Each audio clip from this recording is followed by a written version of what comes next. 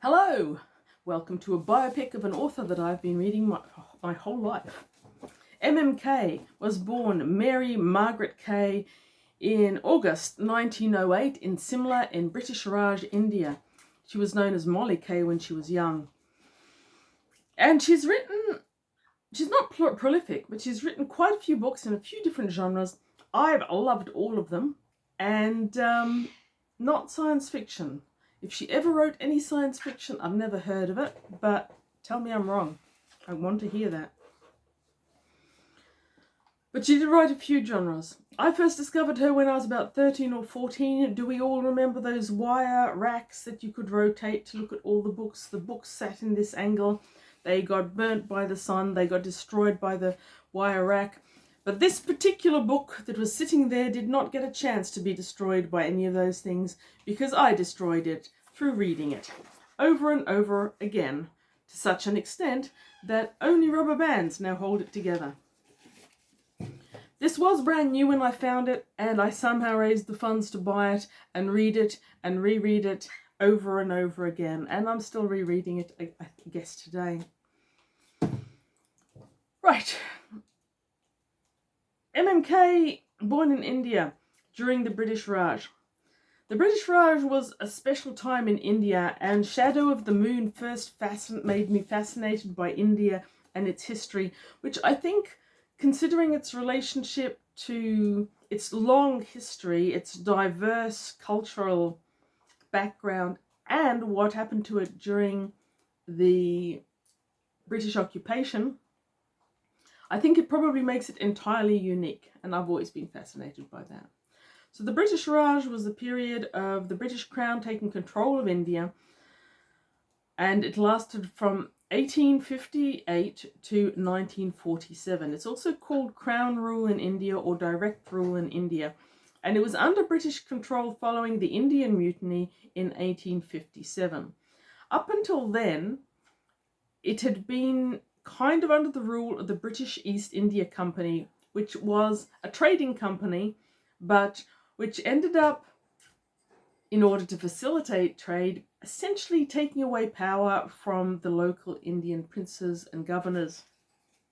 It's a fascinating story, and that Indian rebellion is a major part of this book as well.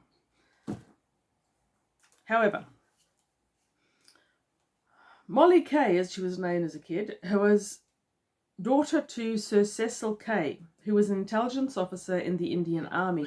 And that intelligence knowledge is very evident throughout Death in Kashmir, the book that I've just finished. As I've been trying to write notes about Death in Kashmir, it's quite obvious that most of them are going to be about the author. So here you have an author biopic first, and I'll just review Death in Kashmir separately. As well as her father being an intelligence officer, her grandfather, brother and husband all served in the British Raj as army, and her grandfather's cousin, Sir John William Kaye, wrote the standard accounts of the Indian Mutiny of 1857 and of the First Afghan War, which I do believe, don't think I've read it, certainly not recently, may make up a substantial part of Tregwin. In any case, Mollie Kaye knew heaps about India. Her family life and her background were rooted in it, and she clearly loved it. She describes it lyrically. It is beautiful, amazing, immersive descriptions of the country, its heat, its dust, its smells, the bad, the good, all mashed in there. It's the different people who live there and their different aims, the divergence between Western attitudes and Eastern attitudes. It's all there. She also read Rudyard Kipling. She refers to Rudyard Kipling's Kim a lot in Death in Kashmir, which I loved. And in other books as well, I believe, maybe. So she was sent to England to go to boarding school like many British children born in India were. And I suspect the shock of going from India to England may, for many of them, have made India even more a jewel in their memory, though it didn't always work, as we saw in the Secret Garden. Now, studied in England, and she subsequently studied children's book illustration and earned money through illustration. In the late 20s, she briefly returned to India, but after her father died, her mother seems to have become obsessed with marrying her off to officers, or an officer, I'm not sure which one, in the British Indian Army. And she, off her own bat, returned to England, which I've got to say that in the 1920s, these days we just go, oh, I don't get along with my mum, I'm going to move to the other side of the world. A bit more dramatic in the 1920s, and showing the strength of will that comes through in many of her characters, both male and female. Now, once she got back there, she subsisted upon a small pension that she got from her late father's army career, but she augmented it with earnings from illustrating children's books, and then she started publishing children's books. So I'll talk about that more when I talk about what books she has actually published. Not prolific, but interesting. Her first adult novel was written in this period. It was called 6 Bars at 7, and it was published in 1940. I've never read it. I would love to. I've never found it.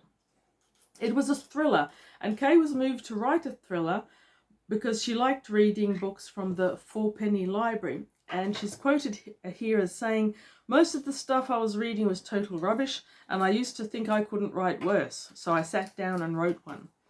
She got around about £60 for that published book, and she used that £60 to return to Simla in India, where she lived with her married sister. And in 1941, Kaye met her future husband, who was a British Indian Army officer, Godfrey John Hamilton.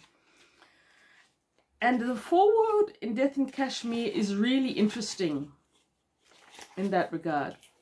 I'm going to read you a couple of bits from it and summarise the rest. "When I first began to write murder mysteries, whodunits," who calls them that anymore, by the way, it's great, "I would try to write at least 2,000 words every day, Sundays excepted. If I managed to exceed that, I would credit the extra number to a day on which I knew that some unavoidable official duty or social engagement would prevent me from writing at all. Which is why I have on record the exact day and date on which I first met my future husband, Gough Hamilton, then a lieutenant in that famous Frontier Force Regiment of the Corps of Guides. It was on a Monday morning, and the date was the 2nd of June, 1941, and I happened at that time to be living in Srinagar, the capital city of Kashmir, which features heavily in this book." So she presumes she wrote something that day, but she doesn't remember what. And where the manuscript essentially stopped that day, because what with getting married, having 2 children, working for the WVS, and a whole heap of other things, and living in a state of perpetual panic for fear that Gough would not get back alive from Burma, there was no time to spare for writing novels. Now, a couple more words about this whole episode. So, yes, getting married, and yes, having 2 kids, but Kaye was actually pregnant with the couple's second child when she was finally able to marry Hamilton during Armistice Day. That's because they had to dissolve Hamilton's first marriage first. And Kaye has mentioned that and talks about having done things that she would not have done except if it was a wartime situation, because she hadn't been brought up, but the pressures of war meant that they did things that they might not otherwise. And I think that's about all I've ever seen her write about this affair. Otherwise, it tends to be glanced over. Now, after the 1947 dissolution of the British Indian Army and India's independence, Hamilton was transferred to the British Army, and he took his wife and family back to Great Britain. And it's during that time that she picked up the manuscript, dusted it off, and finished it. And a lot of this is essentially a paean to Srinagar, which I'm probably mispronouncing, and Kashmir, and the India that by then she had left behind. She was living in, I think, somewhat strange circumstances in Great Britain, and the money that might come in from publishing books would have been welcome. However, after he joined the British Army, Hamilton needed to transfer around the place quite a lot. And apparently he transferred 27 times in 29 years, taking his family with him. And those different settings in which she lived, Kaye used for a series of crime novels that I discovered many years after I discovered her historical novels. So Death in Zanzibar is much smaller than Death in Kashmir. It's a fun little book. You've got Death in Berlin, which I thought was fantastic, and Death in the Andamans, which is a hardcover. I've got 4 MMK hardcovers. I don't like hardcovers, no matter how beautiful the dust jacket is. They're heavy and they don't fit on my shelves. But there are a few authors like Tanith Lee, MMK, a few others, Terry Pratchett, for whom I am willing to happily accept hardcovers rather than not have the book, or at least, if not happily, willingly.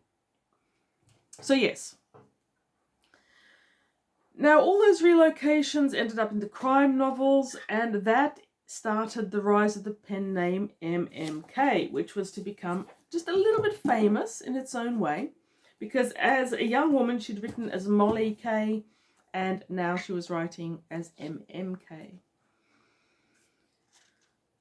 Now, at some point, Kaye's literary agent became Paul Scott, and that was at this point, the book I've just finished, Death in Kashmir. When it was finished, Kaye sent it off to a few publishers. Hopefully, she sent it off hopefully to a few publishers. After she dug out that dog-eared and dilapidated student's pad on which I had begun a book that I had tentatively entitled There's a Moon Tonight, it didn't read too badly, so she updated it for the last months of the Raj instead of the first part of that war. Please don't smash that bird. And when she'd finished it, she sent it to a well-known firm of literary agents in London. And fortunately for her, they liked it. And when she went to London, she had been allocated to one of their staff, a Mr. Scott, who was considered the most suitable person to deal with my work, on the grounds that he himself knew a bit about India. Now, Scott turned out to be the Paul Scott who'd already written several books about India, most of which I haven't read, though I would. And he eventually went on to write the Raj Quartet, which was turned into a TV series and is very good indeed, and Staying On. He also became a long-term friend of MMK, and I think it was through his encouragement that she started writing historical novels. Yeah, I've got some notes about that. He was the one who encouraged the first draft of Shadow of the Moon, which was initially published in 1957. As I mentioned earlier, this is largely set in the Sepoy Mutiny. However, it's got a lot of build-up, so by the time the mutiny comes, you're sincerely invested in the characters and the country. Now, my version of Shadow of the Moon, I'll just put aside the bits that are no longer connected, is from the 80s. I think I came across it sometime in the early 80s. And it's not an original. And I'm actually really happy about that, because it turns out that the original, which was published in 57? 57? Yes, 57. She was displeased to find out when it came out that the original published version had been edited without her approval, and that it had been edited down to reduce the action, because there's a lot of horror and there's a lot of war and there's a lot of action scenes in this. It's pretty intensely action, though there is a romance that runs through it. The romance is more of the foundation or the backbone of the book, and you may not get any of the romance for chapters at a time, and the two characters who are part of the romance, their peripheral attraction to each other is completely secondary at times to the actual political and military events. Anyhow, so my version includes all the action scenes that were edited out because people wanted to publish romance at the time. Tradewind is her second published novel, from 1963. And once again, I've got this beautiful hardcover with its wraparound image, which is very pretty. I'd talk about that more, except that I haven't read it recently. I think I did read it a long time ago when I acquired it, but that one's set during the Second Anglo-African War, and it was delayed in printing, apparently. Okay, now in 1978, the Far Pavilions came out. I read that quite a few years after I'd devoured this for the upteenth time. I came across it in the library. I didn't own it, and I read it once or twice. That one was also turned into either a movie or TV series. I have seen it. It's very impressive. And you've got a different suite of characters, and it's got more to do with Afghanistan border of India, and the suite of characters are a bit different. However, luckily, having destroyed this one, at Bookfest a few years ago, I came across this. Is not a doorstopper. This is Dangerous Weapon of Shadow of the Moon in hardcover. So I'm now less horrified by my paperback having been destroyed. Again, beautiful wraparound cover, clearly done by the same artist that did, oh God, this is heavy, the cover of The Far Pavilions. Also in not too bad condition by my version.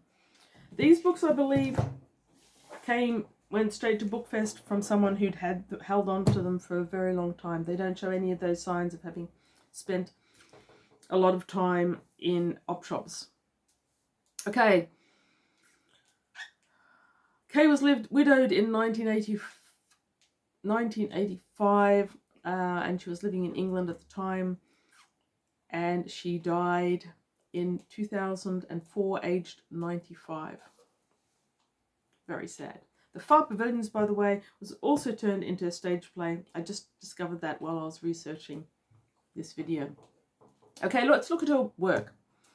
In 1937 through to 1945, she wrote a series of children's stories: Potterpinner Meadow, Black Bramble Wood, Willow Witch's Brook, and Gold Gorse Common. She was writing as Mollie Kaye as a young woman, and they were illustrated by Margaret Tempest, a really excellent illustrator who I've talked about before, and who seems to have no online presence virtually. It's very strange. Her illustrations are really good. Now, in 1980, when she had a bit more, I guess, clout with publishers, she wrote and illustrated An Ordinary Princess. That book was, at one review, described as refreshingly unsentimental. So I think she avoided the talking down to children. I would like to read that if I ever get it. And the next year she wrote Thistledown, 1981, again written and illustrated by herself. Her historical novels, I've shown them all. Dangerous Weapon, Home Protection, Shadow of the Moon, 1957, revised edition in 1979. That'll be this one. Trade Wind was first published in 1963 with a revised edition in 1981, and The Far Pavilions, 1978. Now, I mentioned earlier that she had autobiography. She has 3.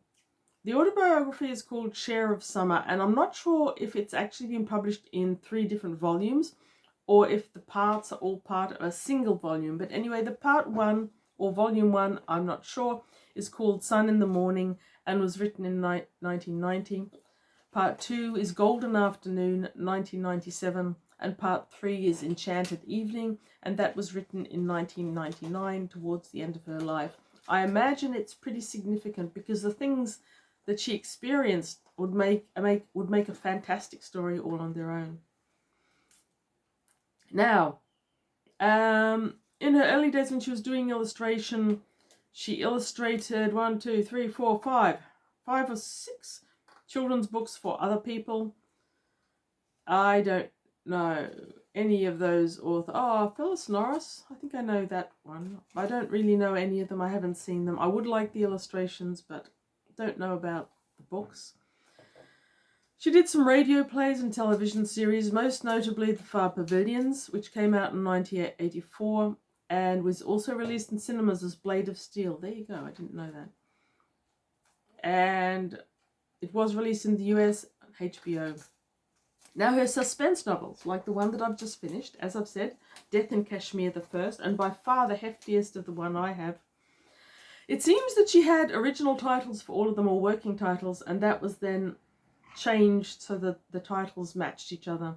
Because Death in Kashmir was originally published as Death Walked in Kashmir, where Death in Berlin was originally published as Death Walked in Berlin. Then there's Death in Cyprus, which I've never read and haven't found. Death in Kenya, which originally published as Later Than You Think, and It's Later Than You Think in the 50s and 60s. I have read that one, but I don't own it. And despite provocation, I didn't steal it from the library I found it in. Never steal from libraries, but sometimes regret. I'd love to find those. Should have looked for them when I was in England. I didn't. Death in Zanzibar came out in 1959 as The House of Shade. This was really good, as I remember. And Death in the Andamans, originally published as A Night on the Island in 1960. She's got some other novels as well. 6 Bars at 7, that was her early 1940s one that allowed her to make it back to India. She's got Strange Island from 1944, which she was writing as Mollie Kaye. Wound of Spring, which was never published. And A Far Pavilion's Picture Book from 1979. That would be very interesting. And she's got a whole lot of stories which she actually edited. An interesting one being Moon of Other Days, which is selected verses by Rudyard Kipling. So that, and she's got artwork in that one as well. Oh, then she's got selected stories by Rudyard Kipling and complete verse by Rudyard Kipling. I didn't know that. She clearly liked Kipling as much as I do. And also she has a whole heap of musicals. So there you go, MMK. The image that you see as a thumbnail, I got from Wikipedia, where I am a subscriber. She sounds like a fascinating, fascinating woman, well ahead of her time. Exactly the sort of strong, interesting, layered character as the same character that I followed through Death in Kashmir, which I will review later. Thank you for listening to me rave about such an amazing author. Every online thing says that her most famous book is The Far Pavilions, but it seems to me that a book this thick is probably not one that too many people today would read, whereas her crime series are very contemporary in feel. So anyway, one day I will reread The Far Pavilions and do nothing else at all for a month probably. But her writing is magnificent. I'm not going to edit that out, I'm too far along. And lyrical and beautiful. Her situational descriptions make you feel as if you're there. And her characters are unique in that they all feel like real people in a way that I don't know that even everyone writing at the time did. The humorous ones are humorous, but realistic. Yeah, great characters. If you like this sort of story, then this sort of writing, I would say try MMK if you never have. And if you have, well done. I think there's a small club of us out there. I will be fascinated to see how many people who watch this have actually read any MMK. So let me know if you have. Thank you for watching. Like, comment, subscribe, hype, whatever you like. Especially hype might be worthwhile. I don't normally ask people to do that, but I feel like MMK is an author that could well deserve to be brought back into the public eye, maybe a bit more than she is at the moment. Thank you very much. Read good books, and if they are from MMK, they are guaranteed to be good books. Bye.